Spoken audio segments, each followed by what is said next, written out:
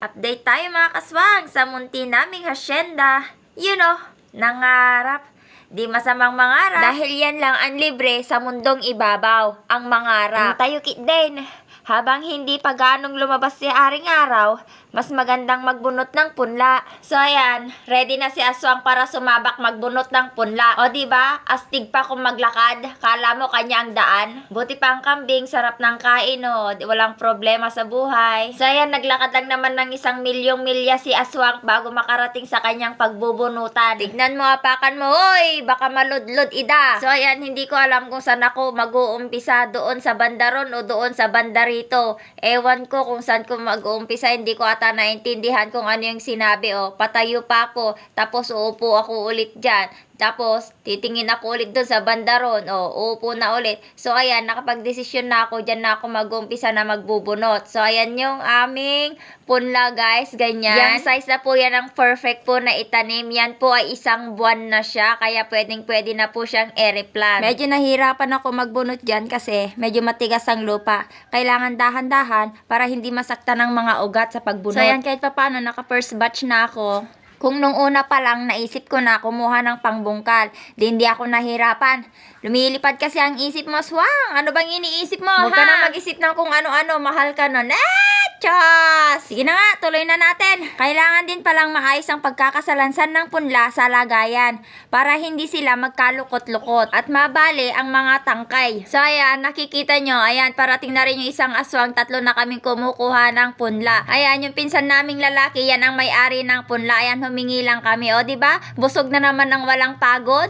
Okay lang naman kasi nga marami-rami yung mga punla niya. Dapat, isa-isa binubunot para magkahiwa-hiwalay ang mga ugat para pag nagtanim, diretso na. Wala nang hassle. Adyi lang ba? Tugkit kalat na nga tugkiton. Pasensya na, hindi ko mahuli yung Tagalog. Basta yun na yun. Sorry naman daw, uy. Ganyan ang ginagawa ko para maayos. Langga naman, timba o batya. Dapat maayos ang pagkakalagay. Ada sumarsaro no. Hala, tama ng chismisan. Kailangan nyo nang matapos yan nang hindi kayo maabutan ng siyam-siyam. Baka malanta na yung punla na binubunot nyo dahil umiinit na. Imbis nga makahabol tapay aswang tikang hinaan nakat. Baka maunsyami pa. Kaya bilis-bilisan. Kagaya din ng ibang gulay, ang takbo ng presyo ng papait mga kaswang. Kung konti lang ang pumapasok sa market, mahal ang presyo nito. At kung marami naman, talagang bumababa din. Minsan napapaisip ka na lang, bakit patuloy ka pa rin nagtatanim? Kung tumatakbong presyo nito, ay kulang na lang ipamigay mo na. Pikit mata pa rin ng karamihan, gagaya namin. Kung titigil kami, gutom ang mga bulati sa tiyan. Kahit papano, may konting hagod sa pagod at pamalit sa abono na nagamit.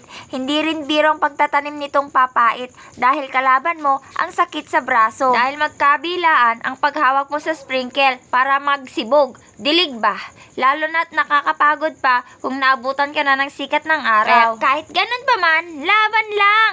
Walang susuko dahil ito ang aming hanap buhay. So ayan, malapit nang matapos si Aswang sa pagbunot ng punla. Nasabi ko na rin sa nauna kong video na season lang din ang pagtatanim ng papait mula Oktubre hanggang Marso o kaya abutin pa ng Abril at Mayo hanggat kaya pang ihabol sa panahon at may mga punla pa na natitira. So ayan, Team Macder na nalpas tapos na ang yung lolang aswang. Nalipatak, nakalimutan ko pala. Kailangan mo din palang tansyahin ang bubunutin mong punla sa ginawa mong flat na pagtataniman para hindi sayang ang punla. Okay lang na magkulang ang binunot mo kasi pwedeng-pwede ka pang magbunot kaysa sa sobra dahil wala nang pwedeng pagsiksikan sa mga binunot mo. Sayang lang. So ayan, naabutan na nga kami ng init. So mamaya-maya na namin yan itatanim mga kaswangers. Kaya tinatakpan ko yan ng basang-basahan para hindi malanta ang dahon ng papait. See you in my next video mga kaswangers sa pagtatanim namin.